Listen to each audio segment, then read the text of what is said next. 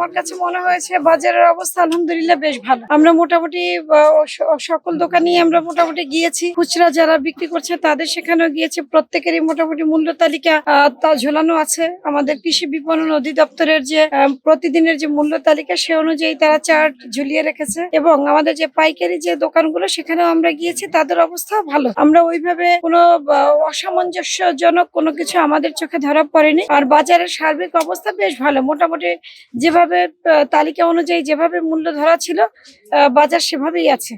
আমার দৃষ্টিতে বাজার মোটামুটি ভালো নিয়ন্ত্রণে আছে। আমাদের অভিযান সবসময় সারা বছরই আমাদের অভিযান চলে, তবে রমজান উপলক্ষে স্বাভাবিকভাবে একটু তুলনামূলকভাবে একটু বেশি অভিযান পরিচালিত হচ্ছে। মোটামুটি প্রতিদিনই আমাদের ম্যাজিস্ট্রেট সাহেবরা, আমাদের আইন শৃঙ্খলা বাহিনীর যারা সদস্য আছেন প্রত্যেকেই প্রতিদিনই বাজারে ভ্রাম্যমাণ আদালতে পরিচালনা করছেন। এ পর্যন্ত আমাদের চোখে মজুতদারি পড়েনি, তবে যদি আমাদের নলেজে আসে অবশ্যই আমরা ব্যবস্থা নিব। অ্যান্টি স্লিপার টেকনোলজি ও সফট টেক্সচার টাইল, নরম ঘাসের স্পর্শ, সাপোর্ট গ্রাস ম্যাট, নান্দনিকতার ছোঁয়া।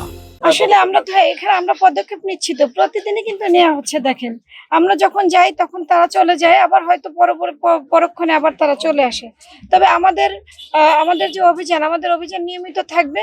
আরেকটা বিষয়, আমাদের রাস্তাগুলো তো খুব ন্যারো, সংকীর্ণ, যার জন্য সমস্যাটা আরেকটু প্রকট আকার ধারণ করে। তো এই বিষয়ে আসলে আমরা কাজ করছি, এবং আমাদের এই অভিযান আমাদের অব্যাহত থাকবে। 2-3টা দোকানে মোটামুটি 1 লাখ টাকা জরিমানা করেছি। কিছু এদিক ওদিক আমরা পেয়েছি, তবে সার্বিকভাবে অবস্থা ভালো।